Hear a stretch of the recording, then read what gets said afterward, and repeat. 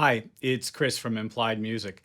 Last year, Valhalla, the plugin manufacturer, came out with Supermassive, a free reverb and delay plugin. Well, I had to put it through its paces, so this is a much delayed, look at that. But really, the piece itself, which we'll do a breakdown of in a moment, is what I'd really like to show you. The piece is a great example of modal interchange. It's something we've been talking about this past year in these videos. And what else? Let's see. Also pedal tones. Well, there's a few other things, instrumental form, etc. Let's jump in and take a look at it.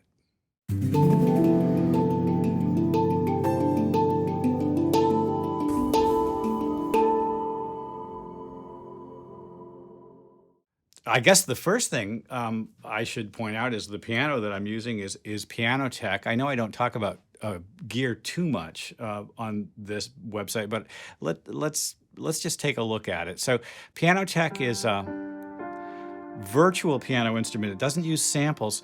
It builds up the individual piano note sound sort of with the math of the instrument. There's some sort of algorithmic process, and it models some really terrific pianos, and they're very playable because every velocity yields a slightly different tone. Of course, super exciting for me, as you can imagine.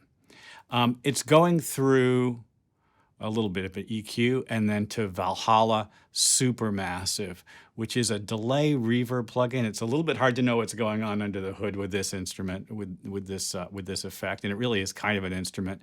It has modes and then a considerable amount of control.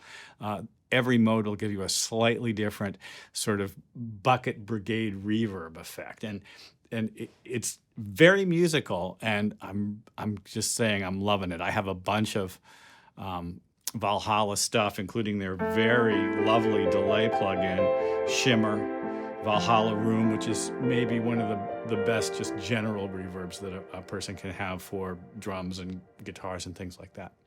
Well, let's take a look at the piece. So I'm just going to kind of run it and talk over it, but I first want to point out that there's I love this word, perseverating. It just means persevere, to stay all the time. Pedal tone, it's really a sixth hanging out at the top of my piano part. And you can see that sixth just bangs away. It's kind of like a little shaker, or I don't know what it is. But this is well before Olivia Rodrigo used it in her song. We'll take a look at the chords as well. There's a bridge, but let's go back to the beginning and just listen.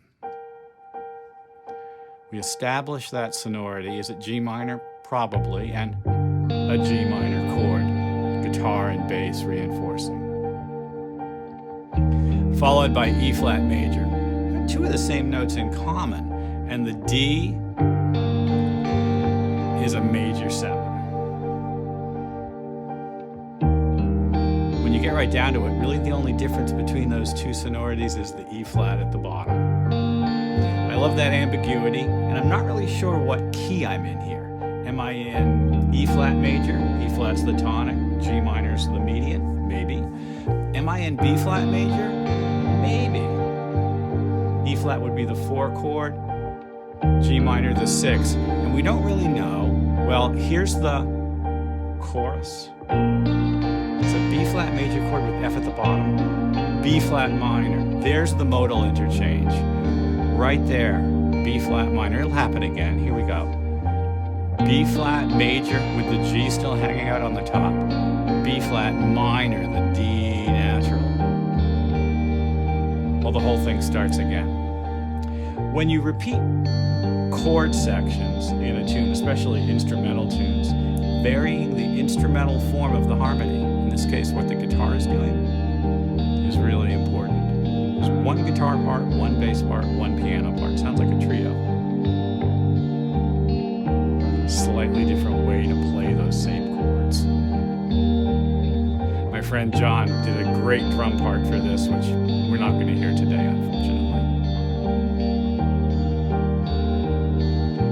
By now you've probably lost track of the fact that there's just a B flat and G banging away up there at the top. But it's giving us a foundation, and it's giving us a sort of tonal reference. When we come to the B flat major, it feels like it's the one chord, and then that expectation, that revelation really is violated by B flat minor. Modal interchange.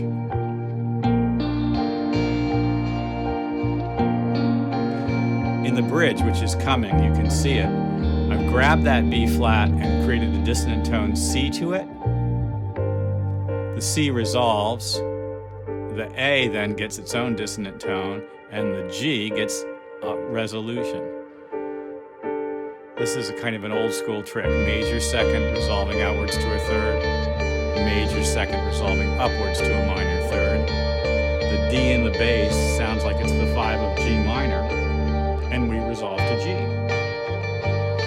And again, the guitar's varied its instrumental form. It's not a solo exactly, although we might like to hear a guitar solo here.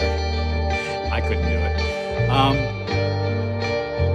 But it's a little more aggressive part. It sort of has a U2 quality.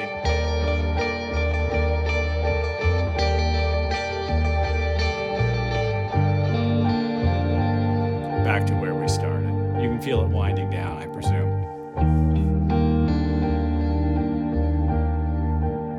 Well, the use of these ambiguous sonorities is a great way to create interest, and there are any number of, I'll just say, like melodies that might work with this, but you'd have to acknowledge this shift from D to D flat. It's very interesting, right? In the B flat major, B flat minor. So we're coming to the end. And one thing I'm going to say here, right at the end, one last thing, just in a music theory sort of way, is this. Let's see if I can explain it. There are no A's of any kind in this piece. There is no A flats. There are no A naturals. If we were in the key of E flat major, we would expect an A flat. A flat's the 4 chord, or the 4th step of the scale. If we were in the key of B flat major, we'd expect an A. A is the leading tone to B flat and has a very strong, powerful place in the scale. By avoiding the note A completely, basically what I've got here is a hexatonic scale. It's a 6-note scale. The ambiguity of the D and the D flat notwithstanding, avoiding that A gives me, or A flat, it gives me kind of some freedom. I've essentially avoided one of the notes of the tritones that push to either B flat major, the A would push up to B along with the E flat tritone wants to resolve to B flat. And by avoiding the A flat, I've avoided that tritone that would be pushing us to E flat. The A flat and D would push us to E flat. Avoiding tritones will avoid dominant chords, and avoiding dominant chords for ambient musicians or any musician who'd like to step aside from the Western European 19th century traditional track. Avoiding tritones is an excellent way of lifting yourself out of that convention while still getting some interesting sonorities. Well, I hope this has been useful. Like and subscribe. I'll see you next time.